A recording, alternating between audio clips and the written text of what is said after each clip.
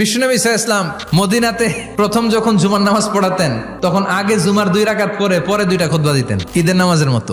বিশ্বনবী আগে 2 রাকাত নামাজ পড়িয়ে খুতবা দিচ্ছেন, তখন মদিনায় দুর্ভিক্ষ, খাবার দাবার নাই। 1 মাস আগে দিহিয়াতুল কালবি আল আনসারী নামক এক সাহাবীকে দিয়ে শাম দেশ থেকে কাফেলা পাঠিয়েছেন খাবারের দ্রব্যাদি আনার জন্য, পণ্য আনার জন্য। 1 মাস পরে খাবারের পণ্য নিয়ে কাফেলা ফিরে এসেছে জুমার টাইমে। আর তখন নিয়ম ছিল কোন শহরে কাফেলা ঢুকলে তারা তবলা বাজাতো। বিশ্বনবী সহ সব সাহাবারা বুঝতে পেরেছে ওই কাফেলা খাবারের পণ্য নিয়ে মদিনার মধ্যে ঢুকেছে।